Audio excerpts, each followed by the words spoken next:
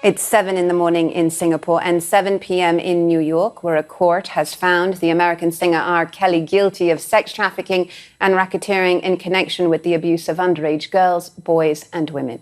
Over the course of a 5-week trial, the prosecution laid out in lurid detail how R. Kelly ran a criminal enterprise that had recruited children and women for sex. He now faces a minimum of 15 years in prison.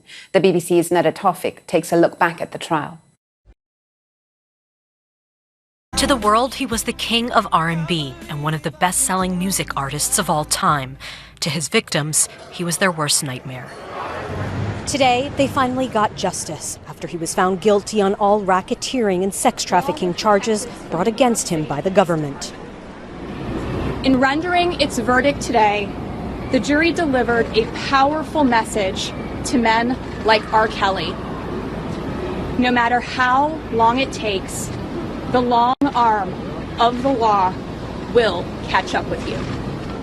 A 5-week trial in New York laid out in lurid detail how the singer ran a decades-long criminal enterprise. Prosecutors said R. Kelly used a network of employees and close associates to recruit underage girls, boys, and women for sex. 45 witnesses gave evidence that R. Kelly was a predator who exploited his fame to entrap, control, and punish people, many aspiring singers. The accusations swirled around him for decades and reached a fever pitch after a documentary focused on the accounts of his accusers. One of those women, Geronda Pace, testified in court. She was one of the first to come forward and release this video detailing her experiences with R. Kelly at just 16 years old. I was a victim of sexual abuse, mental abuse, and physical abuse, all at the hands of R. Kelly. In an interview with the BBC, Kitty Jones also shared her story. She said many accusers were black women who felt their voices didn't matter to society. Later, when I was introduced to one of the girls that he told me he trained, and since she was 14, those were his words. I saw that she was dressed like me, that she was saying the things that I would say, and her mannerisms were like mine. That's when it clicked in my head that he had been grooming me to become one of his pets, that he calls them his pets. Have you ever had sex with anyone under the age of 17? No. Never? No. R. Kelly chose not to testify. In this CBS interview before his arrest, he desperately tried to win over public opinion. I didn't do this stuff. This is not me. Y'all, I'm fighting for my life. Y'all killing me with this. I gave up 30 years of my career. Robert. 30 years of my career. The disgraced artist now faces a minimum of 15 years in prison. This has been an emotional trial for the women and men who've come forward. Not only has the jury heard them, they've believed them. It's another victory for survivors of sexual assault and the entire Me Too movement. Well, I'm joined now by Professor Marcy Hamilton, the founder of Child USA, a non-profit working organization to improve the child abuse laws in the United States. Great to have you on the program, Marcy. In the first instance, what was your reaction to the verdict? Oh, I was thrilled, and thank you so much for having me. This is the moment that every survivor dreams of: actual justice, watching their perpetrator go to jail.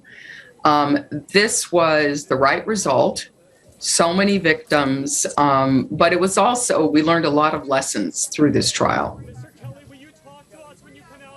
Yeah, Marcy, you know, the first allegation against R. Kelly was in such a long time ago now, 1996. Why did it take so long to prosecute a child sex abuse case?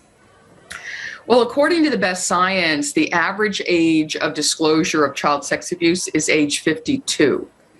So, you know, these serial predators get many, many opportunities because the victims do not come forward because they can't.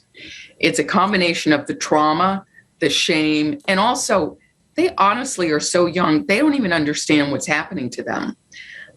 Your story about the one victim who was being groomed, recognizing herself in others, that's a gift to her. That is the sort of thing that With Jeffrey Epstein, all the girls fought each other to get his attention. And exactly the same result: sex trafficking, brutality to the girls who are in their sphere, and then throwing them away. How will high-profile cases and verdicts like this impact the U.S. legal system going forward? What kind of pressure does it put on the U.S. legal system? Well, one of the reasons I think this case is so important is because it involves people of color. On many of these issues, we have been looking at priests, and we have been looking at Epstein and Jerry Sandusky, and we know that abuse goes across all races, all ages, and this is a way of learning that this is a problem also for people of color. So I expect, and we're working on legislation in Congress to change the statutes of limitations, the barriers to going to court, but also the ways in which judges deal with these victims. Federal judges are not trained in trauma. They really don't fully understand what's in front of them. Professor Marcy Hamilton, the founder of Child USA, a nonprofit working to improve the child abuse laws in the U.S. Thank you so much for joining us on Newsday. Thank you.